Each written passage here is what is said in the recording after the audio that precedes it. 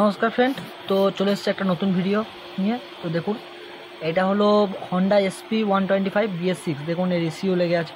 তো এটা হলো এখন সবথেকে পপুলার বাইক, ঠিক আছে। এই বাইকটার এখন মেন প্রবলেম মানে সবথেকে বেশি প্রবলেম হচ্ছে ট্যাঙ্কির মধ্যে জল চলে যাওয়া, ঠিক আছে। তো এইটারও সেম প্রবলেম, ট্যাঙ্কির মধ্যে জল চলে গেছে, ঠিক আছে। তো গাড়িটা আমরা টো করে নিয়ে এসেছি, গাড়িটাকে টোচিং করে নিয়ে এসেছি। গাড়িটার প্রবলেম আপনাদেরকে দেখাচ্ছি কী জন্য বাইকের ট্যাঙ্কির মধ্যে।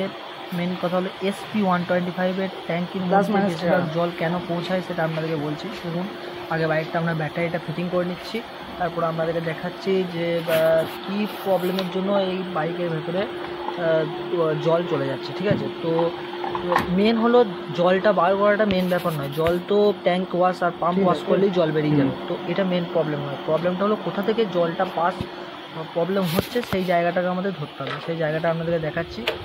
সবসময় মনে রাখবেন ট্যাঙ্কির ভেতর জল ঢুকলে কোন জায়গাটা পরিষ্কার করা দরকার। দেখুন আপনাদেরকে আমি দেখাচ্ছি যে বাইকটার কীরকম জল ঢুকে আছে। দেখুন আমি অন করলাম ইগনিশন সুইচ, ঠিক আছে।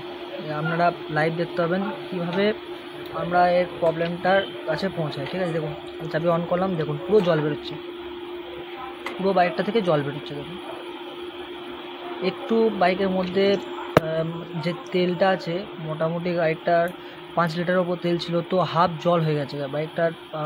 5 লিটার থেকে 8 লিটার হয়ে গেছে, ঠিক আছে। 3 লিটার পুরো জল। বাইকটা আমরা ট্যাঙ্ক ওয়াশ করলাম। দেখুন কী জন্য প্রবলেমটা হয়, দেখুন এই দেখুন যে ওয়াটার লাইনটা করা আছে বাইকের ট্যাঙ্কের ভেতরে, যে ওয়াটার লাইন থাকে সেই ওয়াটার লাইন পুরো চোক হয়ে গেছে, মানে পুরো জাম হয়ে গেছে।